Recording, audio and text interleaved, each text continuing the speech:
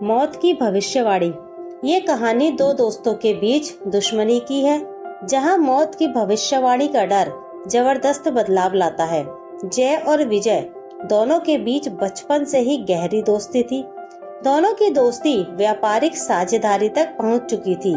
विजय अक्सर अपने काम में लापरवाही करता था, लेकिन जय उसकी हरकतों को नजरअंदाज करता रहता।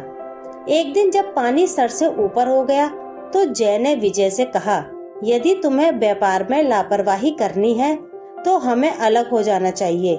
यह व्यापार केवल मेरा नहीं है, इसलिए यह केवल मेरी जिम्मेदारी नहीं। विजय को जय की बात इतनी बुरी लगी कि उसने व्यापार को अलग अलग करने की बात मान ली। बस फिर क्या था, देखते ही देखते दोनों के रास्ते अलग हो गए। जय काफी मेहनती था, इसलिए उसे विजय से अलग होने से कोई खास फर्क नहीं पड़ा। वहीं दूसरी ओर विजय की जिंदगी बदतर होने लगी। जय के बिना वह व्यापार चलाने में असमर्थ था। बहुत जल्द इसका एहसास विजय को हो गया। कुछ ही सालों में जय की मेहनत ने असर दिखाना शुरू किया और उसका व्यापार दुगनी तेजी से बढ़ने लगा, जिसका पता चलते ही विजय के कलेजे में सांप लौटने लगे। वह मन ही मन ईर्ष्या भाव से जलने लगा। उसे जय की तरक्की देखकर घुटन होने लगी। तभी उसने तय किया कि वह अपने दोस्त को जान से मार देगा। विजय अपने दिल में प्रतिशोध की आग जलाकर जैसे ही जय की कंपनी में पहुंचा तो उसे पता चला कि जय कहीं बाहर गया है। उसी कंपनी में विजय की नजर एक बुजुर्ग मुलाजिम पर पड़ी, जो शुरुआती दौर से ही कंपनी में कार्य कर रहे थे, लेकिन व्यापारिक बंटवारे के दौरान उन्होंने जय के साथ काम करना सही समझा। विजय उनके पास पहुंचकर धमकी भरे अंदाज में जय को मारने की बात कहता है। विजय की बात सुनकर बुजुर्ग कर्मचारी हंसने लगते हैं। उसे हंसते देख विजय को ताज्जुब होता है। वह उनके हंसने की वजह पूछता है। तभी बुजुर्ग कर्मचारी जय की मौत की भविष्यवाणी करते हुए कहते हैं कि साहब तो 6 महीने में अपने आप बीमारी से मरने वाले हैं, फिर आप उन्हें मारकर जेल क्यों जाना चाहते हो। कर्मचारी की बात सुनते ही विजय के पैरों तले जमीन खिसक गई। उसे अपने फैसले से घृणा होने लगी।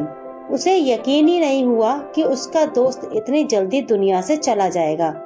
जय की मौत की खबर ने विजय का गुस्सा शांत कर दिया था।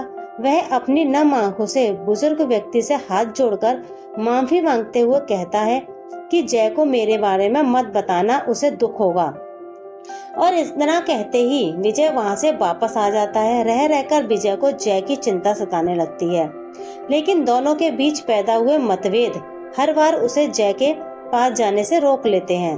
धीरे धीरे विजय जय के प्रति सहानुभूति रखने लगता है। उसे जय की पुरानी बातें याद आने लगती हैं। उसे लगता है कि जय के मरने से पहले उसे अपने बचपन के दोस्त से एक बार जरूर मिलना चाहिए, और अगले ही दिन वह उससे मिलने उसके घर पहुंचता है। विजय को अपने सामने देखकर जय बहुत खुश हो जाता है और उसे बैठने को कहता है। जय के सामान्य बर्ताव को देखकर विजय सोच में पड़ जाता है। उसे लगता है जय को अपनी मौत के बारे में नहीं पता, इसलिए वह जय से उसकी बीमारी के बारे में कुछ नहीं पूछता। जय इतने सालों के बाद अपने दोस्त से मिलकर बहुत खुश था। दोनों पुरानी बातें करके अपनी यादें ताजा करते हैं और कुछ देर बाद विजय वापस आ जाता है।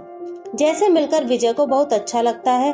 धीरे धीरे गुजरते वक्त के साथ जय की मौत का दिन भी आ जाता है। विजय सारा दिन अपने दोस्त की मृत्यु के गम में दुखी बैठा रो रहा होता है, और जैसे ही रात होती है वह अपने दोस्त के घर पहुंच जाता है। वहां उसे जय मस्ती के मूड में नजर आता है। वह जैसे पूछता है, तुम्हें इतनी गंभीर बीमारी है, फिर भी तुम्हें कोई चिंता नहीं। विजय की बात सुनकर जय जोर जोर से हंसने लगता है और हंसते हुए कहता है, तुम पागल हो जो अच्छे भले व्यक्ति को बीमार कह रहे हो। विजय अपनी बात साबित करने के लिए जैसे उसकी कंपनी में काम कर रहे उसी बुजुर्ग कर्मचारी को बुलाने को कहता है, जिसने 6 महीने पहले जय की मौत की भविष्यवाणी की थी। जैसे ही जय को पूरा माजरा पता चला, उसने तुरंत उसी बुजुर्ग कर्मचारी को अपने घर बुलाया। उनके आते ही विजय उन्हें डांटने लगा, लेकिन बुजुर्ग कर्मचारी जैसे ही जय की मृत्यु की सच्चाई बताता है, विजय पानी पानी हो जाता है।